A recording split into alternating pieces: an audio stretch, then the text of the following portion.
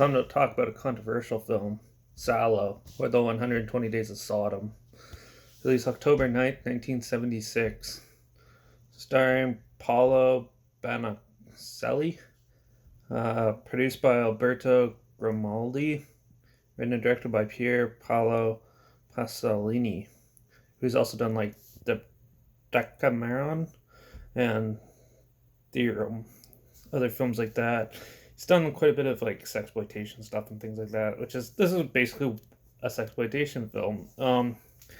It's pretty disturbing.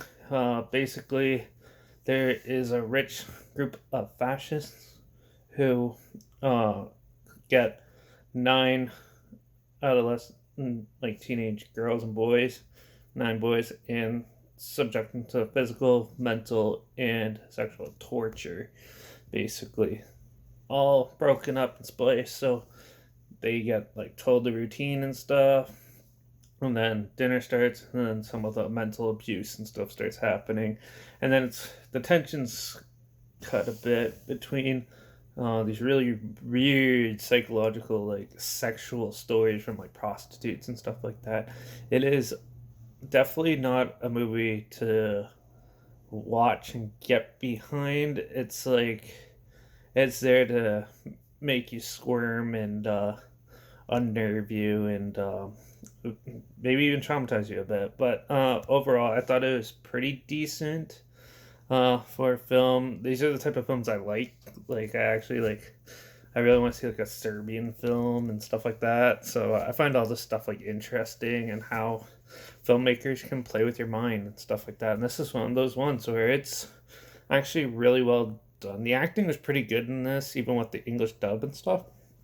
And yeah, overall, it's a decent film. It with this, but with the three or four sexual stories, those go on for a little too long. I thought it kind of like bogs it down, makes it a little more boring, so it takes you out of it. And then, but then like every time they ramp up the torture and the weird things that go on, it goes pretty well.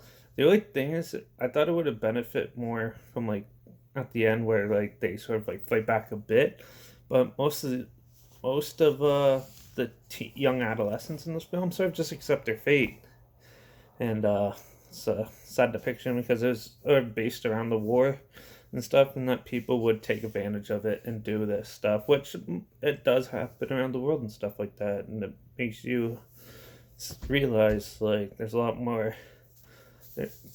Peace is such a far out word that yeah, there's a lot more horror in real life than there is here. People can like gripe on this film or Serbian film, but all it is reflections of actual like horrors in the world and stuff like that, done with more on an artistic way. But yeah, overall, it's a pretty decent film.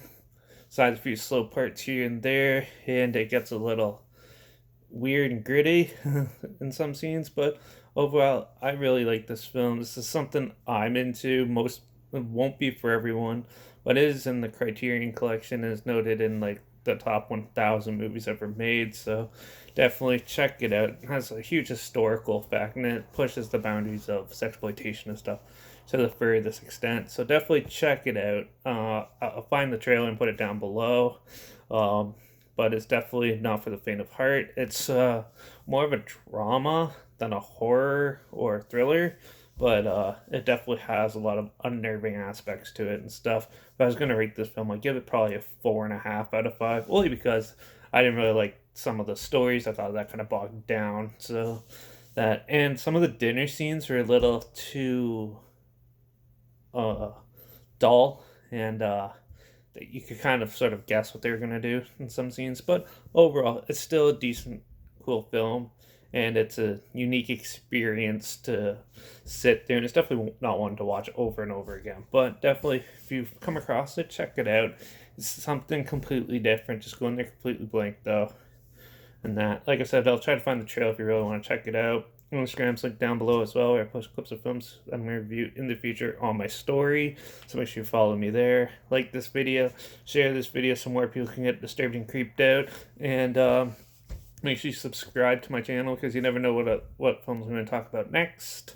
And yeah, if you've seen this film, let me know what you thought in the comments. Did you like it as much as I did? Do you absolutely despise it? Do you hate it? Thought it was too disgusting or something? Let me know in the comments. I'd love to hear about it. And if you have any other films, any films at all that you want to hear my opinions on, comment those down below. I'll try my hardest to get to them as soon as I can. But that was interesting and unnerving. And I think I'm probably the next film I'm gonna try to find something that's a little unnerving as well. So I'll see you in the next review.